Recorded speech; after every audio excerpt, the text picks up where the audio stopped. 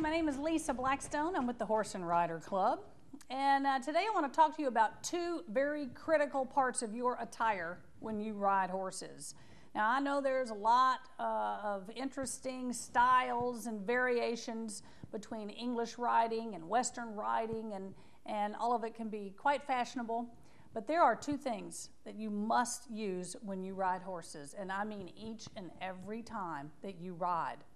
One is a helmet, and the other is a good pair of riding boots. And let me explain how significant these both are.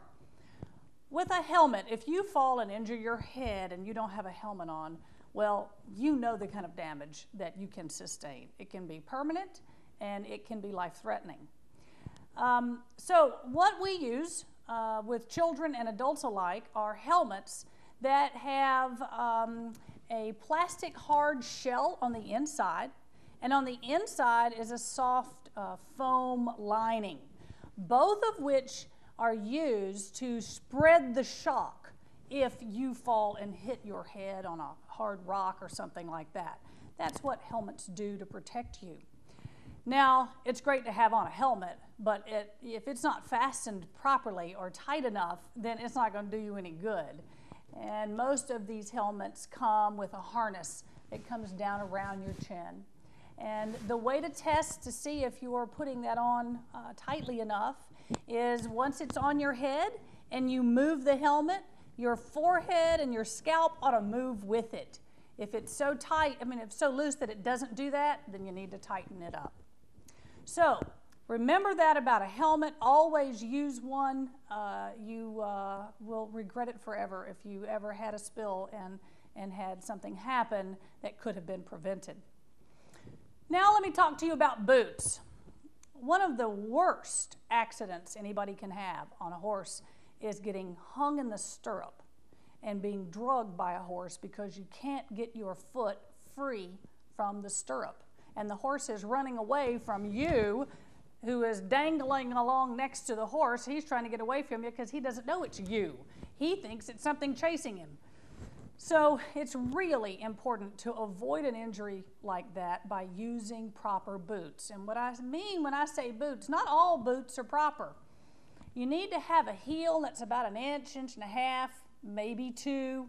You certainly don't want any big heels. That can cause you even more problems, and it can certainly put you in the wrong position as you're riding. So a good 1.5 inch type heel is appropriate. That's going to keep your foot from going through the stirrup. It's gonna catch your stirrup and keep your foot from getting caught. The other thing about boots to remember, besides the heel, is the tread. You want a sole that is appropriate. You know those big boots, I think they used to be called waffle iron boots or something like that, but they look kind of like tire treads, and they're really thick and rubber, and they're probably they're a lot wider than the boot itself. You don't want those. You need a sole that is narrow enough that it just goes around your foot so that it's not going to be too tight in the stirrup.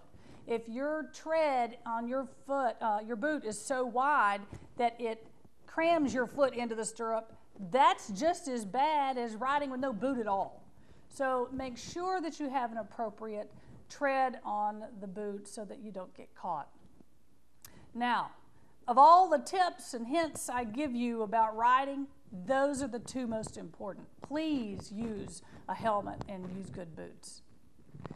I hope that you found that helpful, and if you want to hear some more tips about riding, I want you to go to my site at horseridingvideos.org and sign up on my homepage, and after you sign up, it'll take you to a page that's got 20 more videos, a lot like this one. Thanks for listening.